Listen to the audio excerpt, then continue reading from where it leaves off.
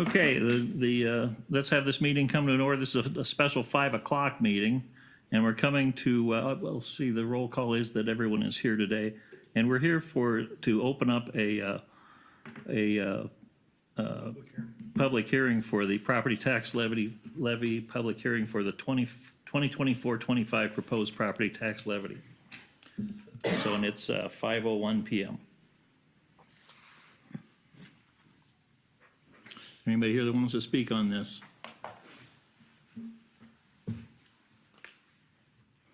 Anybody else, any comments from the council? We'll wait until we have one person coming in here. We'll make sure that he doesn't have any. Scott, we're on an open meeting for the budget. Any comments? All right, then we're, just want to make sure. All right, we'll close the. Well, I'll just make a quick comment. So Okay. This is the information that we've talked about through the budget process and the levy that we set. What you have up on your TV screens is the notice of the public hearing that was mailed to all property owners in the community. The breakout is, the top portion is the school information. This isn't one that actually came to the city for one of the parcels that the city has in their name. Then this middle section is for the county portion, and then the city stuff is on the bottom. And then on the next page, it does show a calculation of what the different rates would do to residential property valued at $100,000 from your current year's property taxes to the proposed rates and what change that would be. And then also it does the same calculation for the commercial property valued at $150,000 and what that changes. Yes, it does show quite a large negative number, and the main reason for that is because we roll back at such a drastic change from this current year to the next year.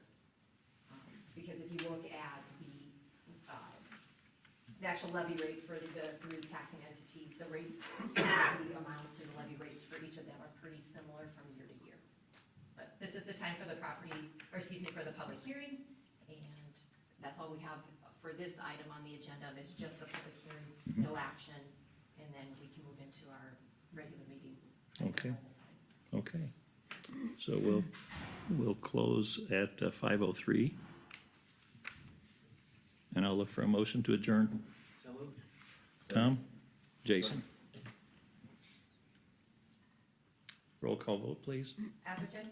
Yes. Bauer? Yes. Fordero? Yes. Dirks? Yes. Streck? Yes. Seaman? Yes. We are adjourned. All right, we'll see you. Good evening. We're going to come and start our meeting tonight with the Pledge of Allegiance, please. Pledge allegiance to the flag of the United States of America, to the republic for which it stands, one nation, under God, indivisible, with liberty and justice for all. Thank you all very much. The roll call will show that all council members are here this evening. And tonight we have an employee retirement recognition for Jeff Warnke, working with the Public Works Department, Street and Water, Wastewater Division. And Randy, would you like to talk about your employee? Sure.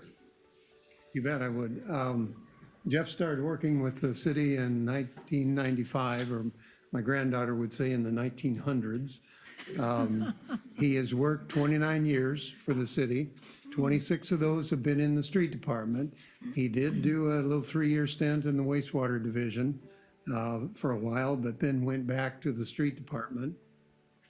One of his duties for the last several years has been repair and maintenance of the traffic signal system through town. But he's not responsible for getting everyone through the system without hitting a red light. Jeff will retire from the city on April 5th. And we congratulate him on a great career with the city, thank him for his service to the city, and wish him best of luck in retirement. Thank you, Jeff.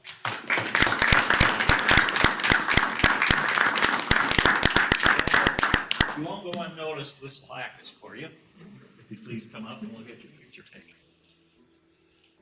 Thanks for everything you did. Yep. I'm sure there was a lot of memories. Oh, yeah. A lot of memories.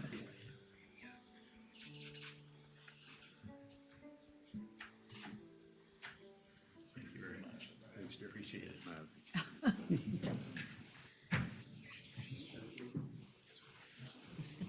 Congratulations. Appreciate it. Thank you. Hold on, I got it, right?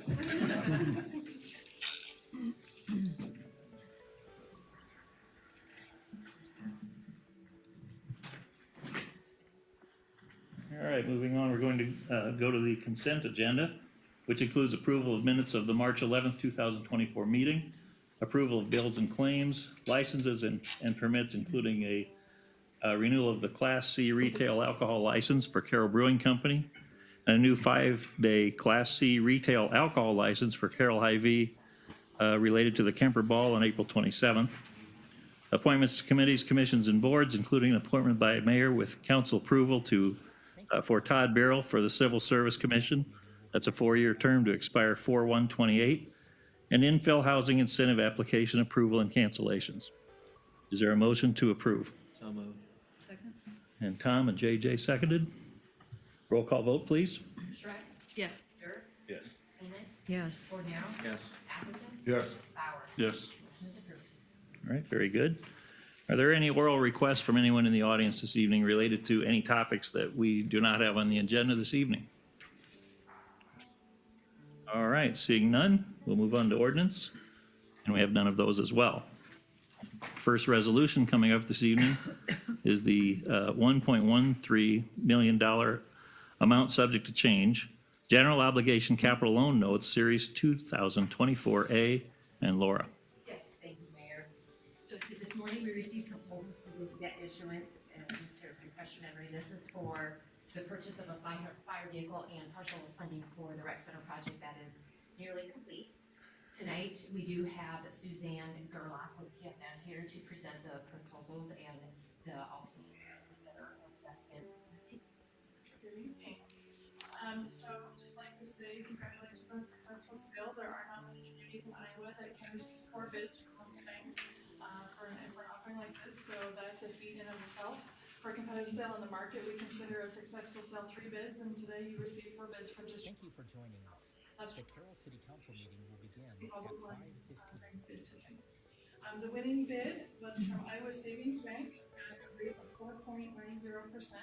As a reminder, these bonds, half the principal will be due June 1st, 24. The other half will be in the June 1st, 25 payment, so it's a very short bond. That's why we recommended the local bank.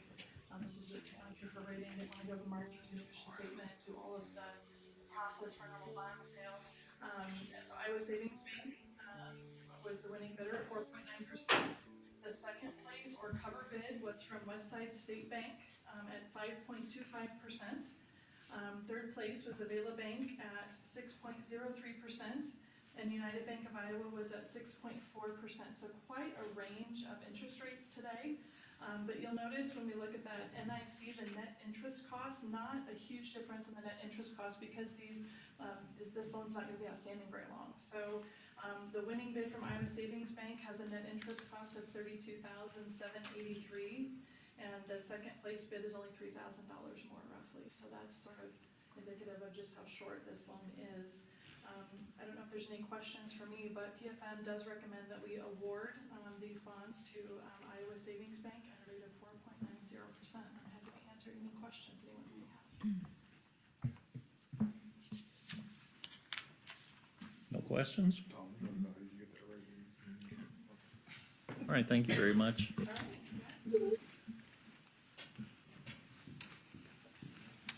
All right, any other input or anything we have here? If not, I'm going to look for a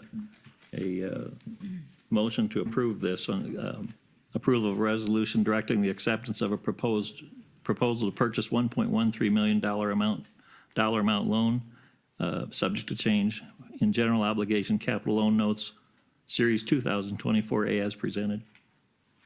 So moved. Second. Tom and Jason, please. And a roll call vote. Dirks? Yes. Bauer? Yes. Seaman? Yes. Atherton? Yes. Shrek? Yes. Bornero? Yes. Resolution is approved. All right.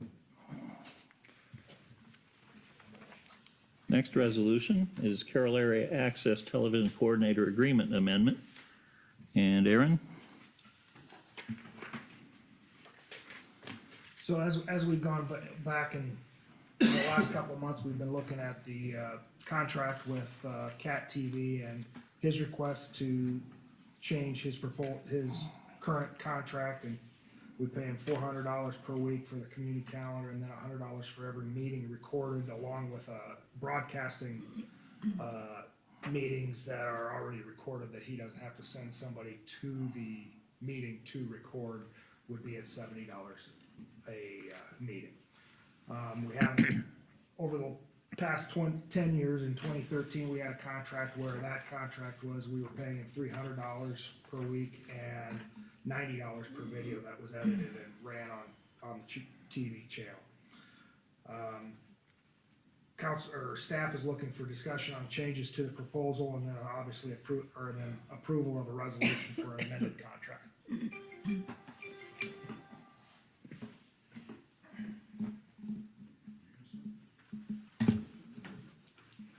That was me, excuse me. We don't want ESPN today. Okay, any discussion or any input from the council at all on this subject? This new agreement does not include the school, correct? If you wish to have us take it out, we will. We have not done that at this point in time. Also, city supervisors aren't using it as well, last time I think that we discussed. They are currently, because it's under the old contract. Also, when they have the OWL, that gets downloaded, and then Jason puts that on the channel also. That ends up being like a $70 fee rather than the $100 fee, because they don't send somebody to actually film it. They are now, because they're out at Swan Lake. So it's $75 to upload it to their system? 70. 70. But they don't have to send somebody out there? Not when they're in their normal chambers. Okay.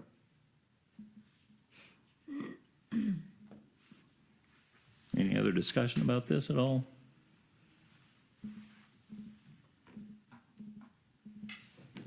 If there's any changes we want to make, it'd be now, otherwise I'll look for a motion to approve it as presented.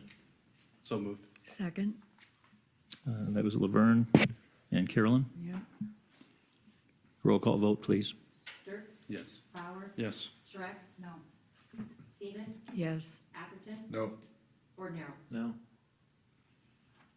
3-3, motion fails. All right, so if it failed, we would be just under the regular contract as it has been, correct? And we'll have to contact Jason, see if he's willing to stay as it is. We're not changing anything else at this time. Correct. Right, so, you wanna get a hold of Jason and let him know how this went? Yep. Okay. All right, the next, resolution is on water distribution main replacements, and, Randy, please. Thank you, Mayor. For the water distribution main project, 3 easements on private property were necessary to perform the construction. The 2 of those easements are temporary and 1 is permanent. I've included the easements in your information as well as plan sheets that depict the location of those. But briefly, the permanent easement is offered by Muffler Man, and it is in the northeast corner of US 30 and Grant Road. It's about 1,300 square feet in size, and the consideration for granting the easement is $6,000. That one temporary easement is granted by LBC of Carroll. It is on the south side of US 30, about 110 feet east of Grant Road. It's about 1,700 square feet in size, and it's also illustrated on the attached plan sheets. The second temporary easement is granted by Silverado, and it is located on the south side of Highway 30, about 35 feet east of where Vine Street intersects US 30. That easement is about 1,700 square feet, and it's also illustrated on the plan sheets that you have in front of you. Unless there are any questions, I'd recommend your consideration of adoption of the resolution accepting the the easements for the distribution main improvements. This project can't be done without these easements, I assume? No, it can't.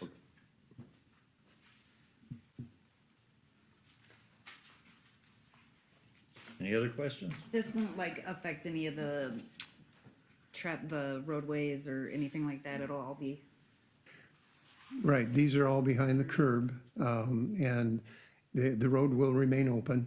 This project, actually, these three easements obviously are on the east leg of Highway 30, east of Grant Road.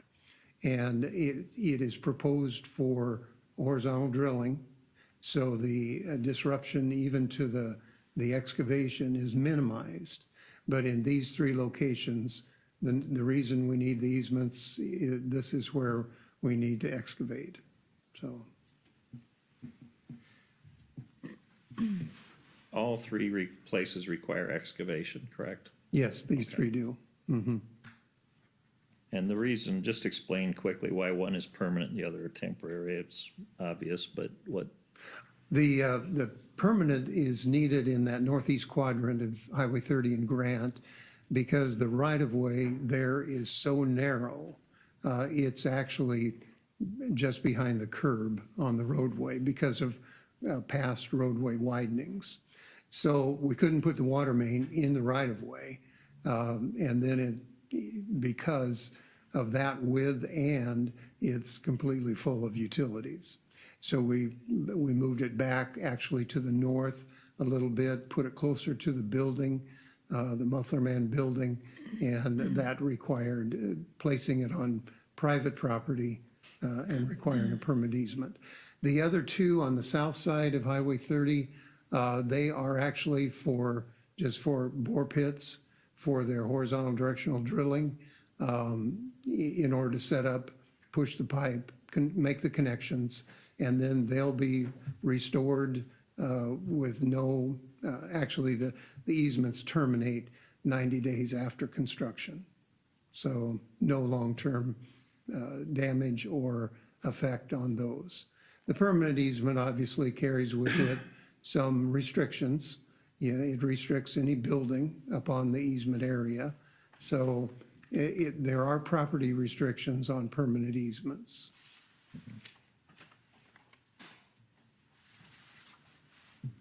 Thank you. all right, if there's no other questions, I'm going to look for a resolution accepting and approving the easements for the water distribution main improvements as presented. Well, can we have three separate motions, one for? You need three for, okay, There's three separate. that's fine. Okay, I should have asked you that first, I'm sorry. All right, I'll look for a motion to approve the permanent easement for Muffler Man LLC, please. So moved. Jason and Tom, roll call vote, please. Shrek? yes. Dirk? Yes. Bornero? Yes. Bauer? Yes. Atherton? Yes. Seaman? Yes. Resolution is approved. All right, a motion now for to approve the temporary easement for LBC of Carroll LLC. So moved. Second. Tom and Jason again, roll call vote. Bauer? Yes. Seaman? Yes. Bornero? Yes. Atherton? Yes. Dirk? Yes. Shrek? Yes. Resolution is approved. All right, and I look for a motion to approve the temporary easement with Silverado Incorporated. So moved. Second. Jason moved, Tom second. Dirk? Roll, Yes. Seaman? Yes. Bornero? Yes. Bauer? Yes. Atherton? Yes. Shrek? Yes. Resolution is approved. all right.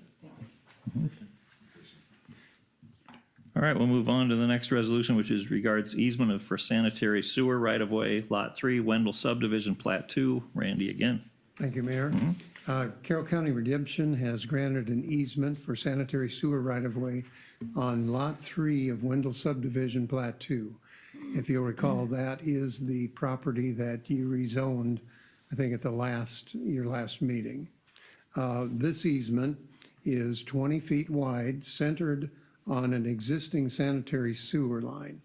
That existing sanitary sewer was constructed around 1969 and did not have a recorded easement. So we're trying to correct that with this proposal. This easement's approximately 20,000 square feet, and the consideration for granting it included on the easement is $12,700. So unless there are any questions, I'd recommend your consideration of adoption of the resolution accepting the easement for sanitary sewer granted by Carroll County Redemption. No questions? All right. We'll go with that motion. Tom Second? and JJ seconded. A roll call vote, please. Atherton, Abstain, conflict of interest. Bauer, Yes. Bornero. Yes. Seaman, Yes. Dirk, Yes. Schreck. Yes. Resolution is approved. All right, we're moving on to reports. The first report regards the fiscal year 2024-25 budget to set a public hearing date. And Laura? Yes, thank you, Mr. Mayor. So tonight is to set the public hearing date. Staff is proposing to hold that public hearing at our next council meeting on April 8th. As a result of some of the changes that the legislators put in place, we had House File 718 passed last session where we held our proposed public hearing on the proposed property tax levy at our meeting, a separate meeting that we just finished up here a few minutes ago. Since we did that, now we can set the public hearing for the actual full budget. So this is for everything of the budget, which you have a copy of the budget state forms that will get filed with Department of Management upon approval. So this would be setting the tax levy at the $12.16, which is slightly less than what was last year. It was just a little bit higher in the 12.16. But tonight, when you set this would set the maximum expense amounts, as you see in the forms, as well as the tax levy for fiscal 25. So if there are any changes that you would want to see made, we need to do that before setting a public hearing.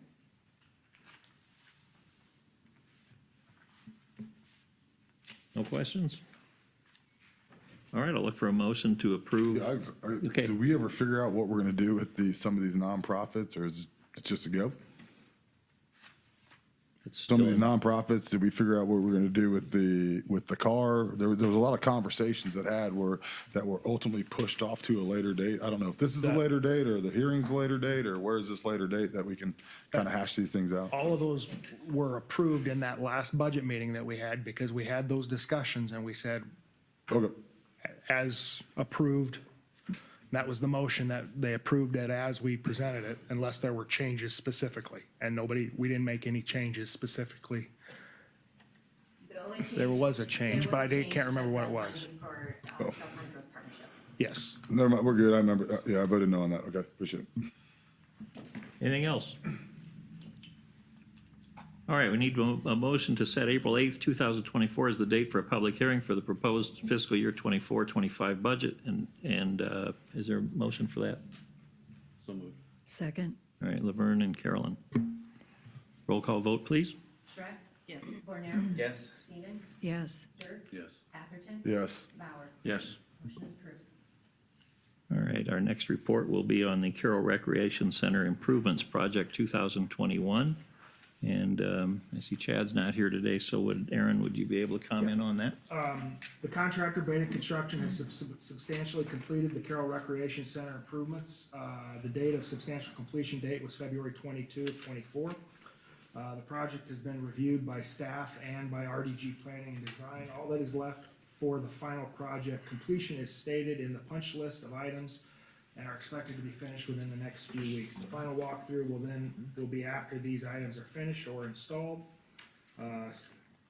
Staff would recommend approval and acceptance of the certificate of substantial completion for the Carroll Rec Center Building Improvements 2021 project.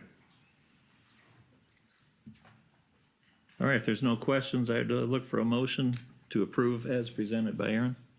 Is there a motion to approve this, or? So moved. All right, Carolyn? Second. And JJ seconded. Roll call vote, please. Atherton, yes, Dirk, Yes. Bauer, Yes. Bornero, Yes. Seaman, Yes. Schreck. Yes. Motion is approved. Okay.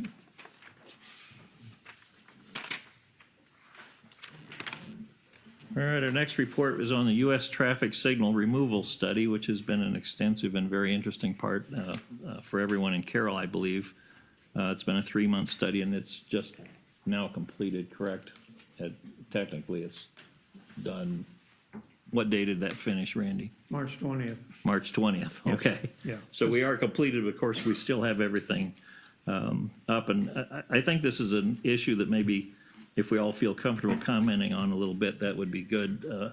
However, I know that Laverne, you did quite a bit of individual research on this, and I was wondering if you could comment first about what you maybe found out by spending quite a bit of time down here.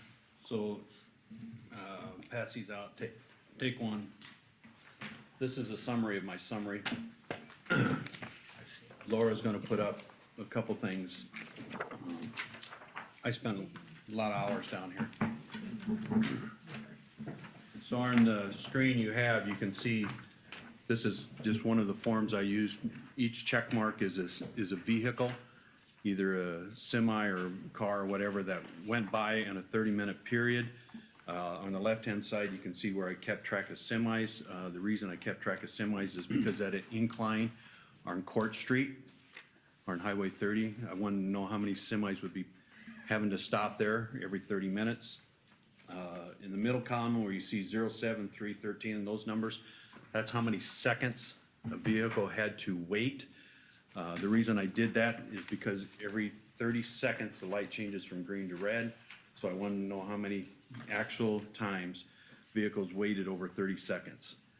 You can go to the next one, Laura. And then if you go down a little farther. Okay, and if you can see, no, back up. If you can see during that period of time on the right-hand side is 586 vehicles in that 30-minute period went by that intersection. There was 40 semis, then going down. Then I kind of did it into a breakdown of 4 different scenarios. This would be Highway 30 westbound that wants to turn south into Adams, and all those numbers there. If you look down on January 5th, on the left-hand side, you'll see a 392140. Those are the seconds a vehicle waited to make that move. Go to the next one. This is crossing Highway 30 from Adams Street going south into the Adams Street businesses. Next one. Again, going south on Adams Street and taking a left on Highway 30, and one more. And this is from Highway 30 eastbound trying to turn north into Adams Street.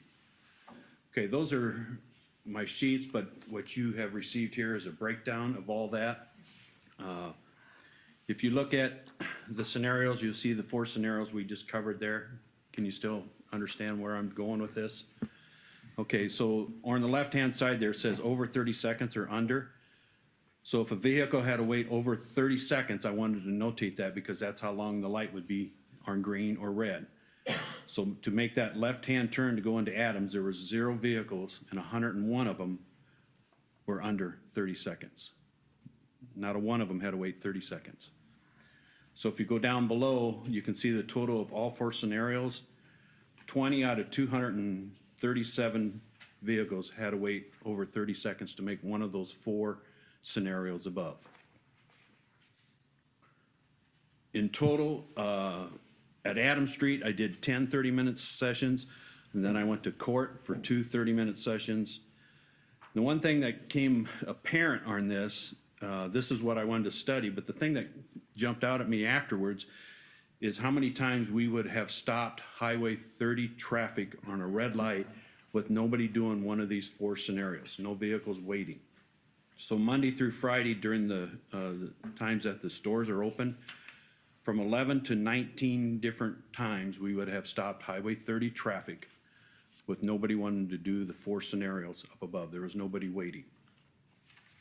So you look a little bit lower, you can see in the morning and evening, the different times, and then you get past 6 o'clock, you know, there wasn't one time somebody waited, because it was 30 cycles. We would have stopped Highway 30 traffic.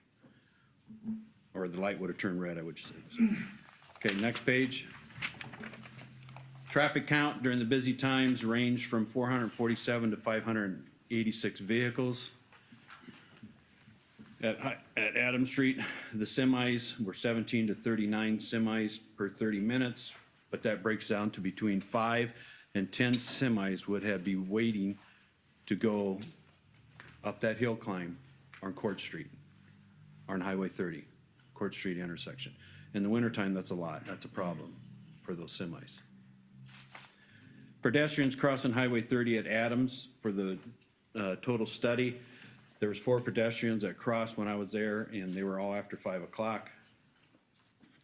Highway 30 in Court, the next part, I stayed there for 2 30-minute sessions, and there was really no reason to stay any longer. There was hardly anybody waiting, not one vehicle had to wait 30 seconds, and only 1 pedestrians.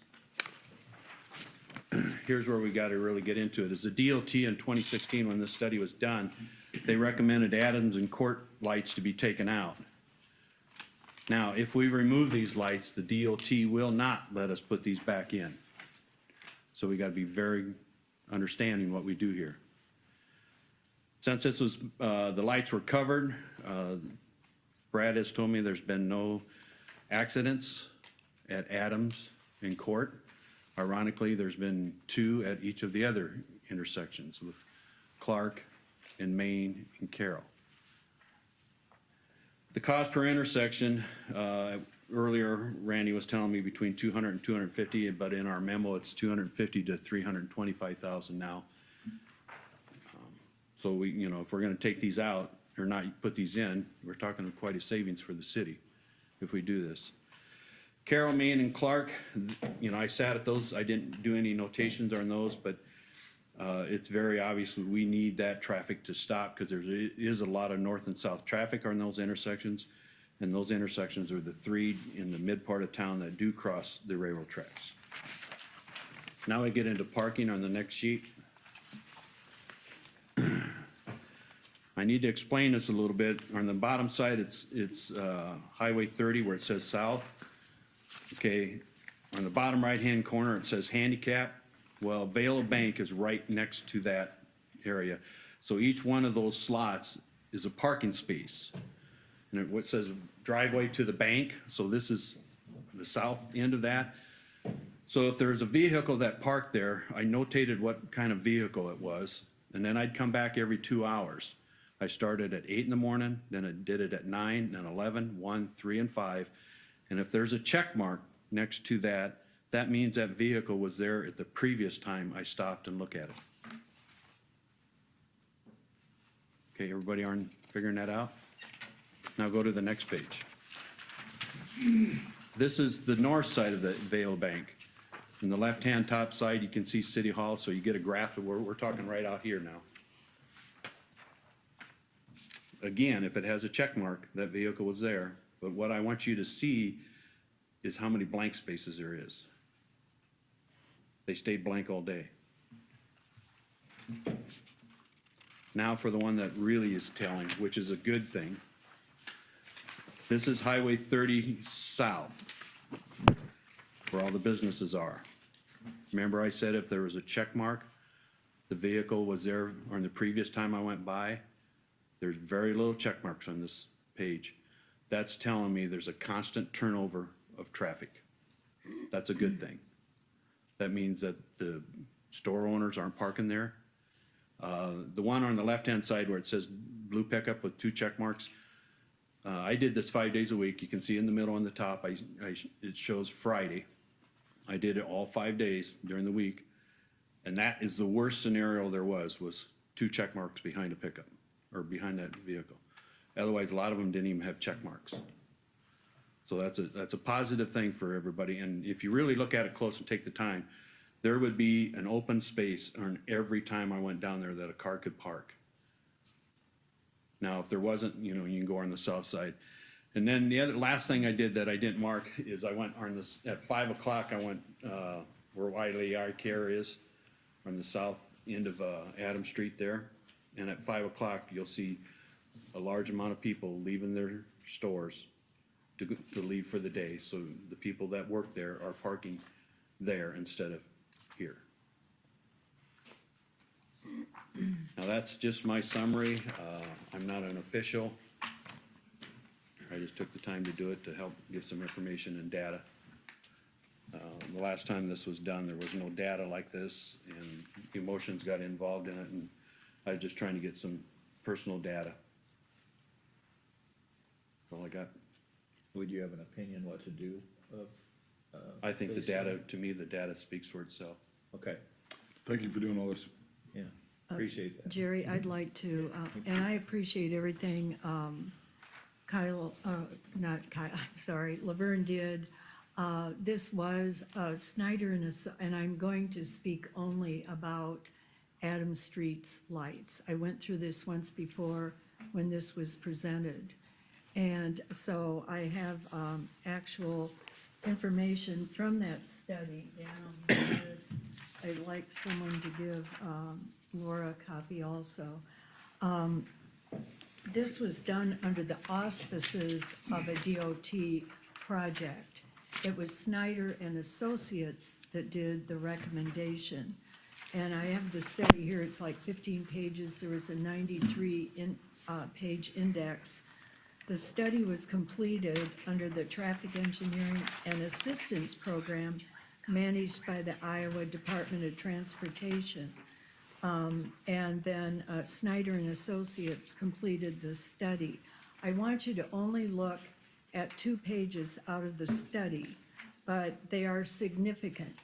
And I will tell you, Snyder and Associates, when they did this study, did not even recognize that we had a retail area in this study anyway, a retail area, our main retail business center just south of Highway 30 on Adams Street. And they used, this is the system they used, and it's called a level of service evaluation. And what they were doing, and Randy, correct me, is they were following standards that are used for this type of study. And they actually, even though they recommended removing both Court and Adams Street, their data does not support it. And you can look at their data. There is no data to support that there is significant delay at Adams Street.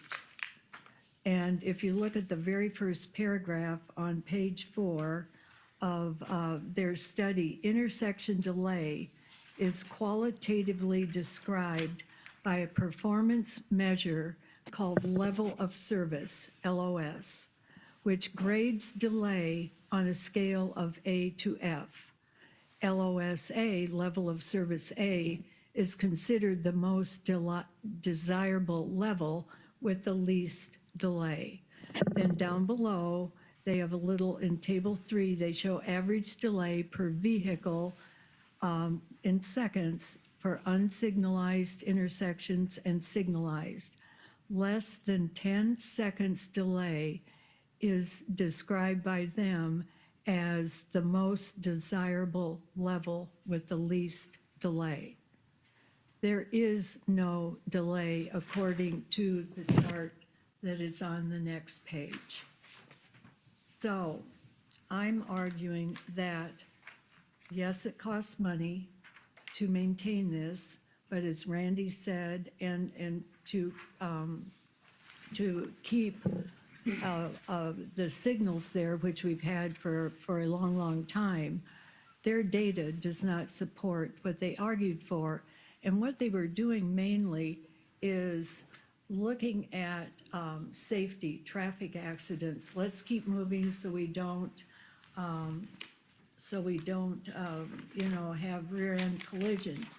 But they talk about, they use words like may result in a reduction of rear end classes, potential safety results.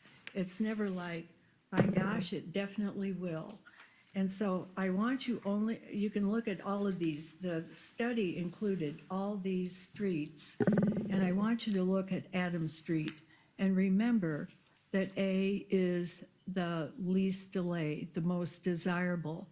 And when you look at eastbound, the average, and they did this at peak times, not when it's slow, like at midnight, but they did it at peak times at noon and in the afternoon peak time. And that's how, where Randy's statement about this study enters in. And if you go down to Adams Street, eastbound, noon peak, average delay per second, people are delayed 4.4 seconds. westbound delayed 2.5 seconds because of the stoplight on Adams. Now southbound, that's where you're coming, heading south and traveling, you know, either to Adams or getting on Highway 30, that takes a little longer.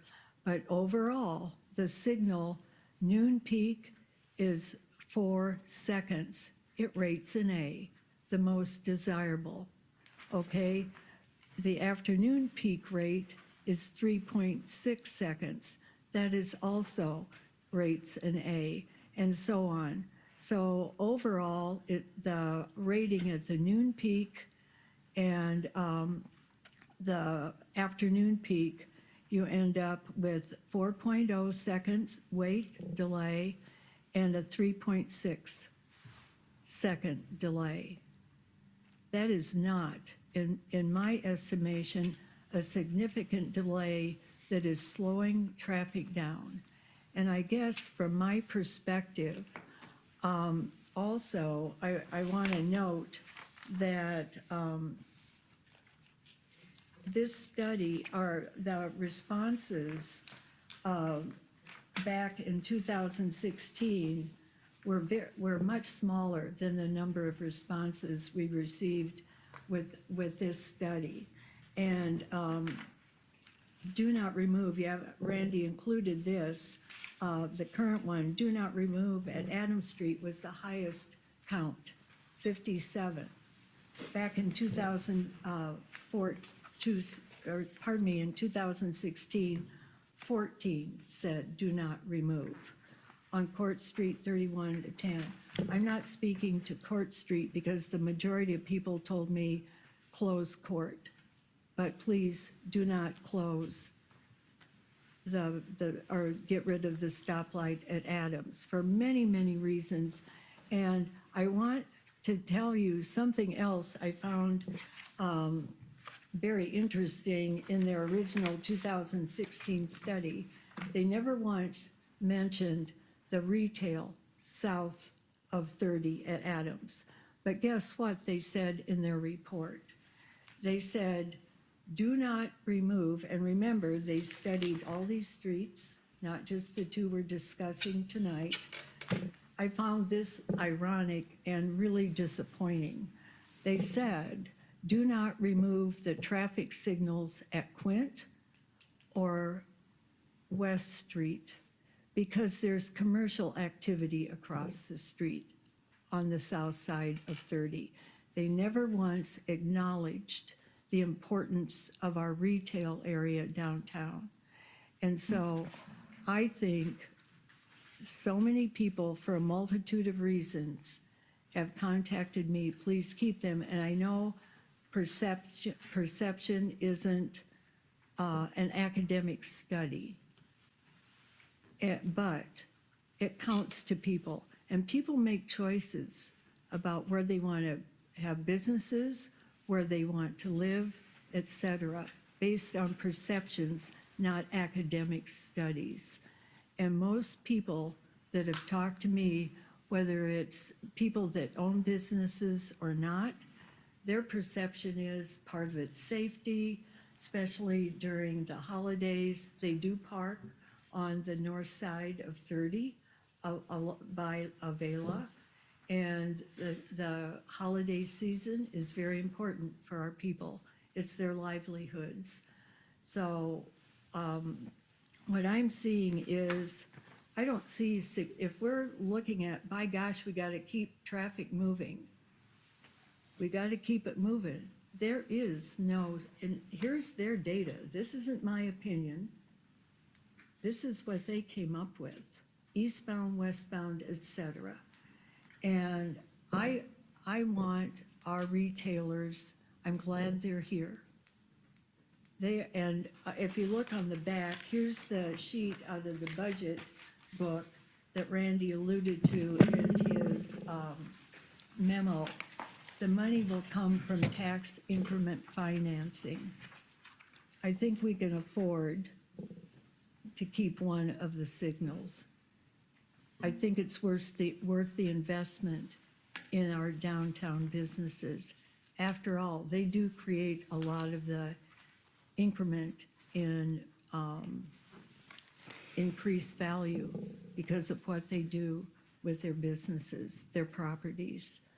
So I wanted you to see what they I had have kind of concluded. a question, I guess. Have any of these businesses come to you and showed where they had a loss of revenue due to that light being removed, or is it just they kind of want the light there, I guess? They're thinking long-term, big picture. It isn't just for them, it isn't just during this study. They're thinking long-term. But during this little study, has there been a loss of revenue because of this light that is not there? And then we can multiply. Can I Jason, finish? they- Then we can, yeah, of course. then what we could do is, where's their loss of revenue from that light? It was 3 months, we multiply that by 4 and we hit 1 year and we can see, does that make sense? Is there a loss of revenue due to that light, or is it just, we want that light? Like, that's where the numbers of it have to work out, where if they're losing money, then yeah, we invest the money in keeping the light there. If they're just saying they want the light there because they want the light there, that's not really a valid, that's kind of like my kid's saying, I want to do this because I just want to do it. Like, I mean, and so there has to be, I didn't know if they did report some type of economic loss due to this light. No, I guess I would come back to you. Did you ask them? Ask me. Did you check with them, Jason, to see how it was going? I did not. Nobody actually contacted me on this light, so I did not walk down there and ask them. I did not, but they were obviously, I assume through your engagement, you would have asked, hey, are you seeing an economic loss to this light as they approached you? As if they had approached me, I would have asked that same question as well. Sure, But thank you. yeah. you Tom, bet. I'm gonna ask you and refer to the message that I got that said that they've had no significant impact with that light being gone, so. I've had Have zero. you? Actually, my business has picked up. And then my other question, is this study any good or not? Because at one point you say, we need them because the study shows it's good, and then the second point you pointed I out that it said was, there- they yeah. didn't show that Oh, okay, it maybe showed I'm not- commercial on okay, there. So I is this a pre- good thing or a bad thing? Because you said it twice, and I'm just, I'm saying that they argued one thing and their data Right. indicated the opposite. So. So is this good or it bad was- then? They're well-known. Their conclusions weren't supported by the data. but you just said your data is in here, but then they didn't support it with another action. Or don't take out the one at West Street because south of that showed commercial, but then They you said are- it didn't show anything for our thing. Okay, So is this let- any good or not? We paid $20,000 for a study I that's think worthless. it's a good study, but weak data that they integrated to support their point. You assert a position, you support it. They asserted a position, but the data they collected, they were looking more, Tom, at safety and delays, moving it through, the traffic through, versus what I'm thinking is the perception of what's going to happen long-term to our businesses. But that's a what if. Well, I'm the messenger, I'm Yeah. telling you, right, there are a lot of what-ifs, I yeah. think that the study that we're on has weak data too, coming back. If some people are saying that the economic is not affecting them at all on their overhead, and we're coming back and saying we don't want the light, why don't we want the light? If it's not affecting don't your know, business, maybe- why don't we want the light, I guess? Can you speak to it, I was just Kimberly? gonna ask you to come up and talk that, but You I have may one know. question quick for Brad while you're getting up here. I just wanna know, while we're still on, Laverne's, these studies, the accidents that you had, that we did have, is this a different pattern than we had without when the lights were on? Most of our accidents occur at stoplights. Yeah, so basically, from your description, right, they look like the same kinds of things I've seen before, correct? And a lot of our accidents are Yeah, rear end or turning left, okay, T-boning, so, Yeah. and most of them have at stoplights, but. all And right. just, the one things I didn't mark down is when I sat there, especially when I sat at Adams, the most of the traffic that went south into the businesses was coming from the west, so that's a right turn on red. So I never notated that because it could do that anyway. But that by far was the people that entered Adams to, in the shopping area, it was from that direction.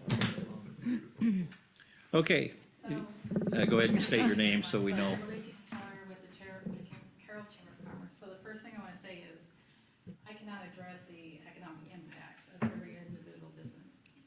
So, you know, I've not gone out and asked for numbers and how everyone's doing specifically over this period of this study. That's not my place to do that specifically, to ask for numbers and things like that. I've heard both ways, in general, that there are businesses, that their business is doing very well, but not in related to the study, not in that conversation. I've heard other businesses that have said that they're struggling a bit. Again, those conversations are not related to this specific study conversation. So I can't directly speak to that. What I can say is that my concern is that we have and Aaron and I have had many conversations about this. Sometimes we agree to disagree, and that's okay. I mean, that's okay for all of us at some point in time, right? That's how we get business done and move things forward. But there's no wayfinding, and there's nothing that indicates our downtown, and that does concern me. And we've had that conversation. If the data shows and the council decides that they want to remove the Adams Street signal, we absolutely need to keep in mind the impact on our downtown and the fact that it's very easy to pass by that street if you don't know it's there. And so for folks passing through Carroll and not knowing Carroll, it's very easy to drive right by our downtown and not even know you've missed it. And that's just the way we're made up. We don't have a city square or something like that, or we don't drive like Spencer, you're driving, you know, right through their downtown where it's very obvious. So my concern is to make sure that we're addressing that and that we have something on our highway that definitely points that out. We're keeping that in mind if that indeed is the council's decision. So you'd be somewhat of an advocate for like some type of signage versus necessarily the light, like, because the signage is a whole lot cheaper than these lights that are here. If we get some signage pointing to the downtown, like I know I drive through a lot of small downtowns, and there is some type of signage. We do need to look at getting signage like historic downtown Carroll there. I don't know if that would be something that like we could. My personal first choice is to have the stoplight remain because I believe that it causes people to stop and take note. And I don't think there's data that's ever gonna put a value on that or speak to that, because that's just something that we can't know, whether or not somebody actually takes note while they're sitting there of our downtown district, right? So there's no data that's ever gonna tell us that information necessarily, but I think there's value in causing people to stop and have a moment of pause, looking around and realizing that is Carroll's downtown. Again, we don't have the luxury of our folks driving straight through our downtown and seeing the stores that cause people to, especially maybe women, to do that window shopping that makes us want to go in that store. I like that store, I like what I see, that kind of thing. But if, you know, to your point, Jason, if the council decides to remove that light, then there absolutely needs to be signage. And it needs to be, we need to make a decent investment in that signage and do our homework on that. Thank you. Oh, I'm sorry, go ahead. Can Jim. Or who was Can it? I Oh, interject no, here? you're- I would adamantly agree with her that we need to do a better job of our wayfinding and particularly pointing out our downtown. We really need to do a good job or a better job of marketing the downtown Yes. with signage. That's whether the light's out or not. I think yeah. that probably should be more important than the street sign. That's where I'm at, is like the traffic light is a Um, traffic light, but really is directing people throughout a city, whether there's a traffic light or not. Some cities do a very good job of directing you of where to go. Carroll, we don't really do that don't good have of a any. job of directing you of where you need to go and move. Correct. And a stoplight at $200,000 or $250,000, that gives me a lot of money that I can free up to help with the movement through this city and stuff to get you into the downtown, where that way people like him are going to see an economic benefit from it versus just the light. And I mean, I can go ask the businesses what your up or down is. I mean, once we're done with this whole thing with the signage, but those are things that we need to consider versus just removing a light. In the study from 2016, a lot of things have changed since 2016, and I'm not negating it or anything, but I mean, people moving through a city, as she said, it's bad data in and out or whatever it is.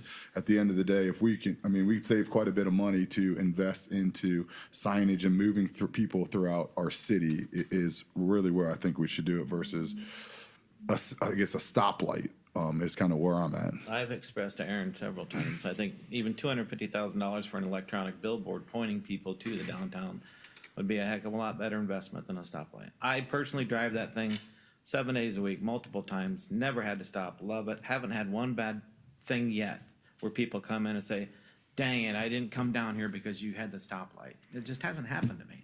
And it affects And me. I actually- live on Adams Street, so I literally take my kids to school, to take them to everything. So I'm a part of this study that sits here. And I remember at first I was like, oh man, I take this light, I'm gonna sit there forever. Okay, and I was the biggest And? humbug about it. And right. But then I stopped and I started looking like, well, okay, this light really, you know, my wife came home the other day and she's like, oh, I almost got hit. And you know what I said? You weren't paying attention. Okay. Aaron, regarding these signage that we're discussing, I see that the lights would be funded, if we did the lights, it'd be funded by TIF dollars. Is that also possible for signage? Absolutely. Okay, that's good to And then hear. the other one thing I would note, we had concerns about pedestrian traffic, and I think one of the easiest things for us to do pedestrian traffic wise would be to put up individually activated crosswalk signs where they start flashing yellow when you push the button, and then that indicates there's people in the crosswalk. I mean, if we wanted to mitigate taking the traffic light out, I think those are between wayfinding and the individually activated crosswalk signs would be the two easiest mitigation things and compromises. And there should be more signage as yield to pedestrians. Like you go anywhere else and you travel and it's like you're a pedestrian and it doesn't matter what, you know what I mean? As long as you're not walking across a 9-lane highway, you have to yield to a pedestrian. Like it's signage and it's really enforcement of what we already have in play as far as not necessarily arguing off on one or two lights, I think. Brad, would you comment on that? Are there any signs that we should be putting in the down, if we did something? I think if we do. What are we missing? If we do take the lights out, you probably should add something to that. I'm not sure if that's part of And- Randy's plan moving forward, but probably something with Warning. crosswalk Okay. ahead or something of those types of. And what signage to about point out this? that. There's no speed limit signs down there. Is there any need to reduce the speed limit in that area? Or It is- can we it even? is Is that re- just it is the DOT reduced. might? It is It is reduced, and there is signs for the reduced speed from 35 to 25 in the downtown Right, area. I'm talking about 25 to 20 or something like that. Is there any reason to do that? And can we, even if we want? I don't know if we could if we wanted to. That may be something we have to talk with Randy about. But we did have our speed signs down there, and you see the average speed was each direction between 21 and 23 miles an hour. So This they're is already where pretty at, right slow. on Adams then? This Well, was, this was No, this Highway was 30. from. this No, was I know, from I mean, Clark right to- at the intersection. From Clark I to mean. Carroll you had. we did both Adams and Court Street east and westbound on Highway 30. And that's a That's 20, right. that's a 25 mile an hour, and all these were under 25. The average speed was, yeah. There's, of course, you get Yeah. violators, but the average speed was between 21.2 was the lowest and 23.9 was the highest at each intersection. Jerry, may I make a comment? I want to add to all the thing, I think everybody's in agreement about the wayfinding. I mean, based on conversations with the downtown assessment team from IEDA. Right. The three things they recommended to give our retailers every advantage possible, and they've said it verbally. They said the wayfinding signs, the blade signs outside of each business, and they also, these are their words, and I think it struck a note with the people that commented to me, and they said, please don't take down the Adams Street signals. Don't put cars, they actually said this at the meeting, don't put cars ahead of people. They are your customers. and I'm paraphrasing, but do you remember that, Kimberly? So all three, I mean, it's going to take a multi-pronged Okay. approach. So that's it. Okay. Anything else for you, Kimberly, or else you can I just relax? wanted to- Yeah, I just wanted to let everybody know that, Okay. first of all, in a perfect world, it'd be great to keep the signal there because it does make people pause and take note of our downtown, and because it is such a short street, that concerns me. But, secondly, if the council decides to remove it, based on the information, the data, then absolutely having, the wayfinding signs and taking the time to really look at what does it take to market our downtown and making sure that we're supporting the folks that are downtown, and we need that retail district. It's the heartbeat of our community, and it's extremely important. Okay. So, but Well, I thank you. get the feeling that we're all in, Well, my comment is this is the first time we've really addressed this for the city, for the public. We've, into depth, you know, maybe it's time for, just to take a break on this, try to get some feedback from tonight's talks, I, you know. we don't have to make any Well, decisions you know, tonight. yeah, we don't have to make them, you know, now we're getting into the deep of it, let people have a chance to talk to us about it, instead of yes or no tonight is my thoughts. Thank you. All right, thank you. I'm not troubled with waiting, another time around and seeing what we do here. Is That's just everybody my thoughts. okay with The that council or can not? choose different. I think I'm ready to go, but No, that's fine. Okay. I guess I'm done. I mean, you can certainly make a motion. You could make a motion to eliminate one or both. I mean, that's fine. My opinion, I would kind of agree with Laverne that what's the rush? I guess the signs are already shut off. They're not going to be turned back on, again, so, you know. We've never addressed it at this depth to the public yet. Right. That is correct. Other than in 2016, and I was there, I remember why we didn't take them out at the time. Safety was a concern. Right. With the downtown people, and then, I remember that they showed that the number of seconds of change wasn't significant. Right. Right. So that weighed into that, but I do agree that maybe, you know, it's a different time now. Individually, I've had a lot of people come up to me. The vast majority have said, take the lights out. Some have said, keep them on at Adams. I haven't heard anybody say, keep them on Court. I've heard of like That I've not one or heard. two keep them. Few. I've heard one or two say keep it on Court, but as I asked them, has this adversely affect your business in any way? No. And so, I mean, again, we go back to the cost versus reward, I guess, Okay. is where I'm The at. only, excuse me, the only comment I got from people are people who walk to the library from the south or the north side of 30.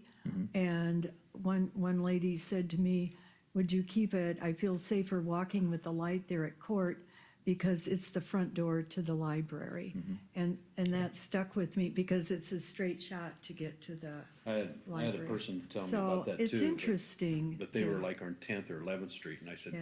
you're walking a long ways, can you just walk one block west and go across that Main Street? Doesn't They- the they were sidewalk from fine. Main Street go straight to the library, right in front of the police department? Just the other, Well, other it's side. by, she walks going by the newspaper office, you know, right there on Court. She goes right, yeah, there's, the library's right there. Yeah, in a perfect world, that's what we'd do, is we just go to the closest one if we kept all those lights on. Everybody's in that habit. Can they move? Probably. Perfect world, everyone have their own little stoplight on There them you and they go. could fit. So, I think we'll wait on this and see how everybody pay attention to what the public's saying from here on out and move on for now. We all have our opinions, and I do wanna have people have a chance to get to us on this, so. All right. We'll move on to, street closure, Carroll Chamber of Commerce, live and local. And Aaron. The chamber requested to close the street in front of the depot and south of Community Savings Bank rather than doing the live and local on Adams Street this year. So I think this would be a good opportunity. I think this would be a good, I hope this is a good fit for this event. Okay. Because why did they move it off of Adams? Wasn't that the whole, I guess I'm kind of a random question, but that was the whole thing of all those businesses, right? You had, Some of the businesses weren't necessarily in favor of it, so they said, Yep, come on up. get on up here. Just going by some feedback from downtown businesses, definitely want to respect how the downtown folks feel about having that street shut down. So in order to logistically get everything done and the flatbed trailer moved in there and things like that, we had to shut down the street around 2 o'clock. And so that meant we had to have folks cleared out of there, and so then we could start getting things pulled in there and food trucks and what have you. And so just with feedback, it was time to take note of that and move it. Fair enough. That's why you get paid the big bucks right there. So, no, I was just wondering. It's growing, the event's growing, so we've got it was great having it downtown. I think it was a great atmosphere. We're gonna miss the shade that's provided by the buildings. They're on the west side of the street. But we also have the Depot Plaza area, which has that green space. It's very underutilized. So it gives us an opportunity to shift gears and start utilizing that. And also then at the same time, we're not interrupting business. Is there talks about moving this once we can get private equity to raise money for the band shell? Wink, wink. Moving it down to the band shell? Is there any talks of that being used down there in Grant Park? There's nothing right now talks of that, but let's talk. Whatever's Okay, the best. so you're entertaining moving it down there, I guess, is. This is a community event, Mhm. so, it's just something that the chamber's doing, but it's a community event, a family event, and we want it to be the best it can be for families. One thing that we heard loud and clear from the downtown assessment was that our younger families and folks want more activities for their families and their children. And this is one way of accomplishing this, bringing in some music, at the same time having some games and activities for kids. So it's a win-win for the community of Carroll and definitely for something that the chamber can do. So I think the only thing is, if we do it in the Depot Plaza area, we're gonna be making an investment in that area. As time goes on. So you prefer, it's fine, I got you. If you're gonna put investment down there to make it, yeah, that's fine. Okay, I was just What is the investment? wondering. We've got to get electrical there, Okay. so, and. We'd have to do the same with the band shell then, too. All right. Well, my compliments on how that's been successful, by the way. I mean, how many years has this been now? 3, is it? I think Roseanne, I think we're starting our 5th? fourth or fifth. 4th or 5th, okay. Well, it seems to have done very well, and that's great. Okay, all right, thank you. All right, I'll look for a motion to approve the street closure for Carroll Chamber of Commerce on 5th Street from West Street to Carroll Street on June 6th, 27th, July 25th, August 22nd, and September 19th, 2024. So moved. Second. Tom and Jason. Roll call, please. Fornero. Yes. Seaman. Yes. Shrek. Yes. Bauer. Yes. Dirk. Yes. Atherton. Yes. Motion is approved. All right. And our last one today will be the request for bids on 1114 North Main Street on the purchase of that home. And Aaron, if you're I ready, lost my memo, but I we'll think I take your can. time. We We got an hour here, I'm fine with. You bear with me, I'll wing it. As you all know, we closed on 1114 North Main Street this past Friday. I have in the board packets, you have a bid proposal that I would like to send out effective tomorrow. So where we could start receiving bids on that property to get that sold, and we can move forward with getting that house back on the market I should say that property back on the market for housing. Any questions regarding that? Good paraphrase. Nothing? Very good. All right, so we're gonna look for a motion waiving city policies 304 and 307 related to the sale of real property and approve the proposed notice, request for bids and bid form for 1114 North Main Street, please. So moved. Second. Okay, that was Jason and Tom. Roll call vote, please.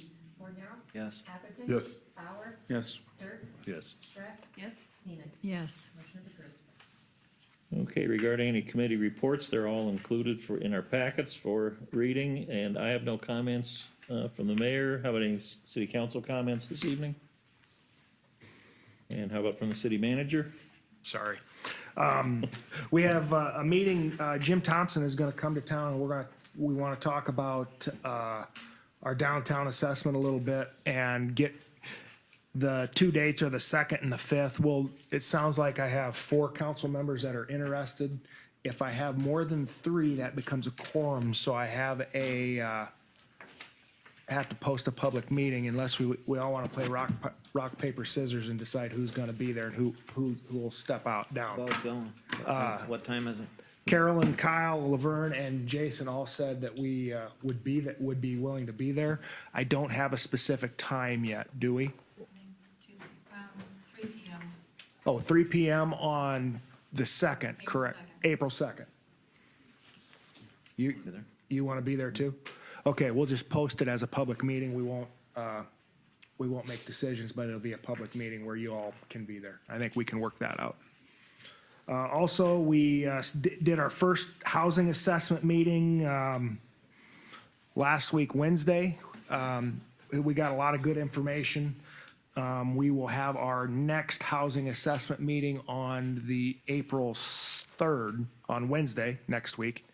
And that will be a lot of it's a lot of everybody involved to come in and make recommendations to us as a city for housing incentive programs. And we've got 3 council members on that also, so we're in a good shape there. But that was a good meeting, Not my time. so. Okay. With nothing else, I'll look for a motion to adjourn, please. Tom? Second. And Jason? Roll call, please. Dirk? Yes. Bauer? Yes. Atherton? Yes. Seaman? Yes. Schreck? Yes. Bornero? Yes. We are adjourned.